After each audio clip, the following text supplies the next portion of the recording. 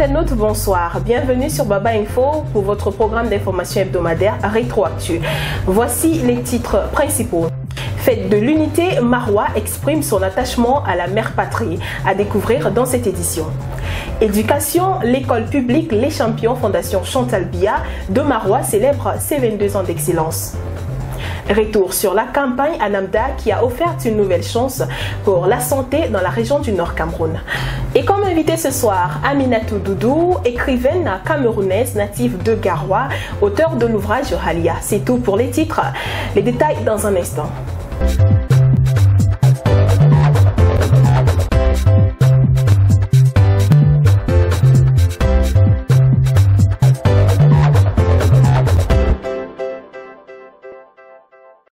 Une fois de plus, bonsoir, vous regardez Rétroactu sur Baba Info, alors bienvenue. Pour célébrer la 53e édition de la fête de l'unité nationale, les populations de Marois se sont rassemblées ce 17 mai 2025 pour une marche pacifique, témoignant ainsi de leur amour pour le Cameroun et leur détermination à promouvoir l'unité et la solidarité. Avec cette marche inscrite dans les activités de du 20 mai, la fête nationale, vous avez vu l'engouement. Pratiquement tout le monde est là. C'est dire l'attachement que nous avons à notre unité, notre terre-patrie, notre détermination à accompagner les vision du chef de l'État, a entre autres missions également d'asseoir l'intégration nationale, de lutter contre les discriminations de toutes sortes, de se tenir par la main, de s'éloigner des discours de haine, des réseaux sociaux et de vivre la main dans la main en toute fraternité. Pour unis, nous allons loin, nous sommes forts, désunis, nous sommes très faibles et nous tombons. Je crois, entre autres, ça participe également de l'intégration, de vouloir vivre ensemble, de l'unité, qui est même le thème de cette marche. L'école publique Les Champions Fondation Chantal Biya de Marois a célébré son 22e anniversaire ce 16 mai 2025 en présence du sous-préfet de Marois 1er. Cette occasion a permis aux anciens élèves de témoigner leur reconnaissance à leurs enseignants, de remettre des attestations d'encouragement et de rendre hommage aux plus anciens. Je vous invite à découvrir les moments forts de cette célébration dans ce reportage. L'école publique Les Champions Fondation Chantal Biya de Marois, située à Domayo-Komis, est une institution scolaire créée en 2003. Avec 22 ans d'existence, cette école a formé environ 2500 élèves, dont la plupart sont aujourd'hui des personnalités importantes dans la société. Ce 16 mai 2025, le Cercle des anciens élèves de l'école a organisé une cérémonie pour célébrer cet anniversaire. L'événement a été présidé par le sous-préfet de l'arrondissement de Marois 1er, Denis Adkalay, en présence de l'inspectrice d'arrondissement de l'éducation de base et des responsables de l'établissement scolaire. Cette célébration était l'occasion pour les anciens élèves de témoigner leur reconnaissance à leurs enseignants et d'encadrer leurs plus jeunes frères. Le président du Cercle des anciens élèves, Saïbou Moussa, a souligné l'importance de cette initiative pour renforcer les liens entre les anciens. La cérémonie qui s'est tenue ce jour est une symbolique de reconnaissance dont nous adressons premièrement à la fondatrice de cet établissement. Et nos remerciements vont également à l'endroit de nos anciens enseignants. En ce qui concerne l'encadrement de nos cadets encore sur les bancs, nous avons des projets en cours tels que la prime de l'excellence scolaire qui va se tenir à la fin de l'année scolaire. Et nous avons un chantier de latrine qui sera livré. La directrice de l'école a profité de l'occasion pour mentionner les doléances de l'établissement, notamment la réhabilitation de l'école, le besoin d'une salle d'informatique et des toilettes. Elle a également remercié la Fondation Chantal Biya pour son soutien à l'école. Que dire, 22 ans, il fallait le célébrer.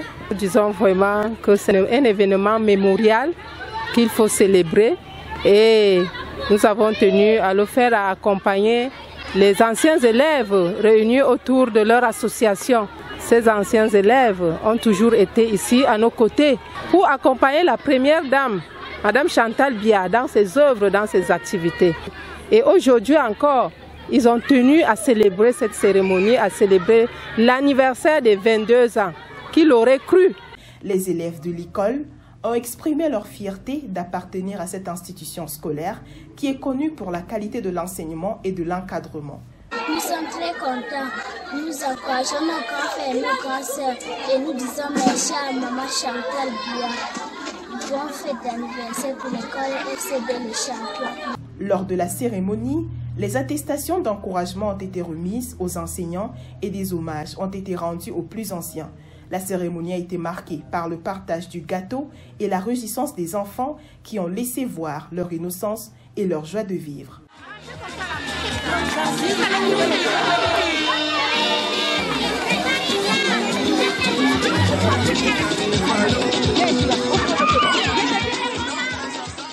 Grâce à l'initiative de la campagne de santé gratuite à Namdar, près de 15 000 personnes dans les districts de Ngong et Guider ont bénéficié des soins médicaux gratuits.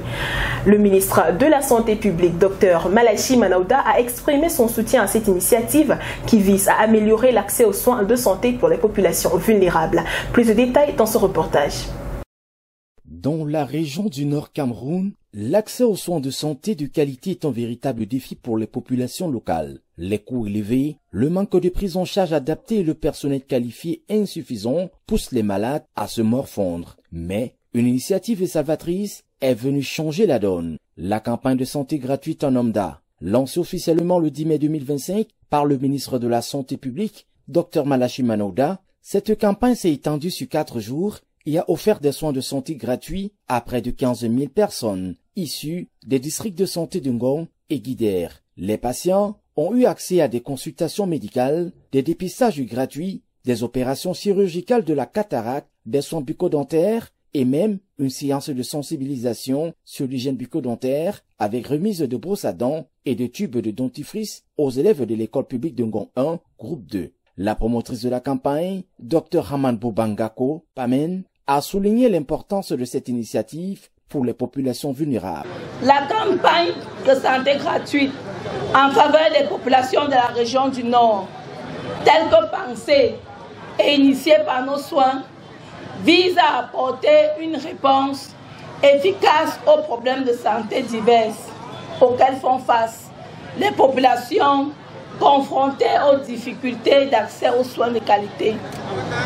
Aussi, elle va permettre de rapprocher les services de santé de la population autour des soins préventifs et communautaires, des soins promotionnels. Le ministre de la Santé publique a à son tour encouragé l'initiative tout en s'engageant à le soutenir davantage. Les départements qui accueillent cette grande campagne de santé gratuite de par leur site géographique, leur diversité culturelle et leur potentiel économique ne pouvaient être mieux choisis pour une telle démarche. Et en effet, comme le disait Monsieur le Président de la République, son Excellence Paul Biya, la santé n'est pas un privilège, mais un droit fondamental. Aucun Camerounais ne doit être laissé en marge des progrès sanitaires. Eh bien, nos populations méritent toutes les attentions, notamment celles du gouvernement, celles des élus locaux, mais surtout celles de l'élite, comme c'est le cas aujourd'hui. Et nous voulons encourager les uns et les autres à adhérer à cette démarche. Les patients bénéficiaires ont exprimé leur gratitude pour ces soins gratuits. ala kosɗam ɗo ɓe seeki jonto ɗon jamdi ɗon ha man ittugo man ɗo yecciyam ittugo amadala wala jonta mi nani wallinde ɗo mi wari ngam ma ha ɗo ɓuuti ni ɓe wallatam seekugo min yetti madame Bouba je o numi dow amin minen je en wawata wargo koɗume en keɓata koɗume ɗo usoko mako ɗuɗɗum bi ministre Malauda Malasi min yettumo ɗuɗɗum be wallugo talaka en usoko Allah barkin maɓɓe kugal maɓɓe ya yeeso yeeso. Les étudiants de l'Institut supérieur des sciences de la santé de Ngong ont également bénéficié d'une formation pour renforcer leurs capacités dans le domaine, un exemple concret de l'impact positif que peut avoir la mobilisation des personnels de santé volontaires pour améliorer l'accès aux soins de santé pour tous. La visite du ministre s'est poursuivie le 11 mai à l'hôpital régional annexe de Guider, où il a pu rencontrer les malades.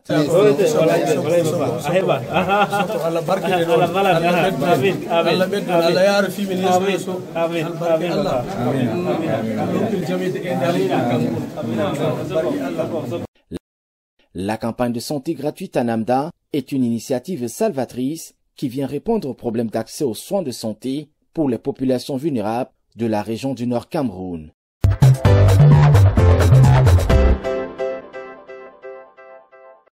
Et comme annoncé en titre, Aminatou Doudou, écrivaine camerounaise native de Garoua, auteure de Halia, un roman qui explore les pratiques socioculturelles du Grand Nord Cameroun. Bonsoir, mademoiselle Aminatou Doudou, bienvenue sur le plateau de Baba Info. Bonsoir, merci beaucoup. Alors, dites-nous, qu'est-ce qui vous a inspiré à écrire Halia et à explorer les thèmes de la culture islamo-peul? Bien, bonsoir. Merci déjà de m'accueillir sur ce plateau. C'est avec un immense honneur que je réponds à votre invitation. Concernant mon roman, ce qui m'a motivé à écrire, c'est... Je n'ai pas seulement parlé des pratiques socioculturelles du Grand Nord, j'ai exploré les pratiques socioculturelles du Grand Nord à côté d'un tabou qui est l'infertilité masculine. Comment cela se comporterait d'un point de vue observatrice que je suis de la société.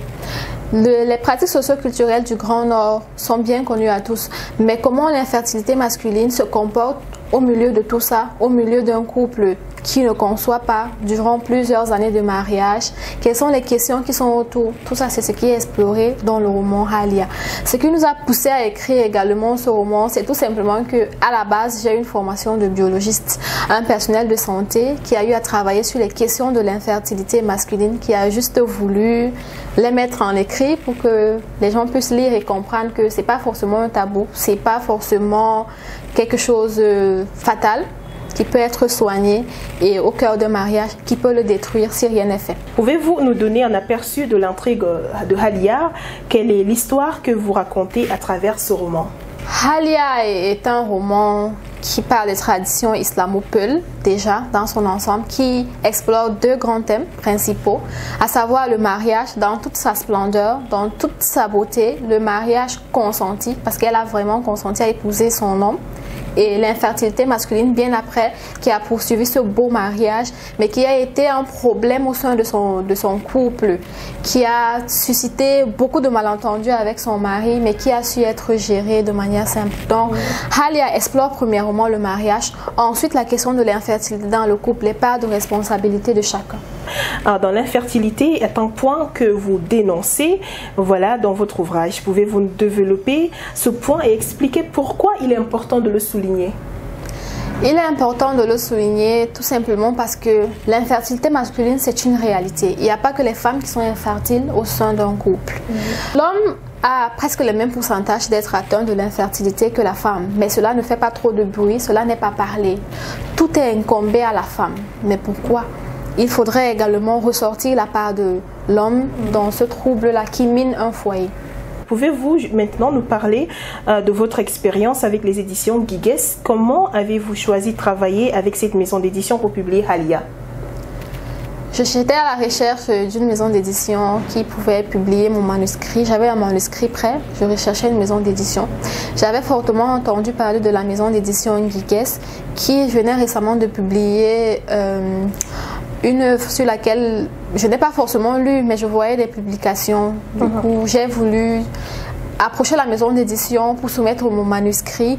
J'ai approché le directeur général des éditions Guigues, M. Gaye Esso, que je remercie d'ailleurs, qui par la suite m'a vraiment convaincue. La maison d'édition, la collaboration est très très belle, la compréhension y est et le respect de l'auteur également et de son art. Maintenant, quels sont vos espoirs pour l'impact de Halia sur les lecteurs? Comment aimeriez-vous que votre ouvrage soit reçu? Halia, c'est un roman qui enseigne. Il y a à l'intérieur beaucoup de conseils, il y a à l'intérieur beaucoup d'enseignements. Beaucoup de personnes vont s'y retrouver, surtout des couples aujourd'hui. Donc mon impact personnel sur Halia serait que les hommes prennent déjà conscience qu'ils ont un problème, ils peuvent y remédier et ce n'est pas une fatalité. Tout n'est pas incombé à la femme. L'homme peut également être responsable de ce trouble qui mine un couple et il doit prendre ses responsabilités. Également le mariage, il n'y a pas que les mariages forcés, il n'y a pas que les mariages arrangés, il y a également le mariage consenti. Le mariage consenti avec une femme qui a fait des longues études, avec une femme qui peut tenir un foyer malgré le fait qu'elle est entreprenante, malgré le fait qu'elle travaille, elle a un métier à côté, elle a fait des longues études, l'instruction de la femme, l'autonomisation de la femme, en fait, c'est possible. Avec un foyer également, c'est possible. Et le mariage consenti. Très important, est-ce que vous avez des recommandations ou est-ce qu'on peut se procurer ce chef-d'œuvre, Halia, les lecteurs, pour les amoureux de la lecture, vos recommandations? Pour les amoureux de la lecture, les exemplaires de Halia sont disponibles à mon niveau et au niveau de ma maison d'édition également. Ils peuvent contacter le numéro que je vais donner ici après, le 655 14 20 10 pour tout comment l'exemplaire est à 5 000 francs. Et je recommanderais également de bien lire, parce qu'on peut lire et ne pas comprendre, de lire et vraiment de lire entre les lignes pour comprendre le message qui est déroulé dedans. Merci Aminatou Doudou pour avoir partagé vos pensées et également le travail, votre travail avec nous. Je remercie la maison Baba Info de m'avoir invité, d'avoir reçu cet accueil chaleureux de votre part, de la part de toute l'équipe. Quant à vous, chers internautes, je vous recommande fortement Halia que vous pouvez découvrir aux éditions Guigues. On se retrouve la semaine prochaine pour une nouvelle édition de Rétroactu. D'ici là, portez-vous bien. Je vous laisse en compagnie des programmes sur Baba Info, la chaîne de vérité. Bonsoir.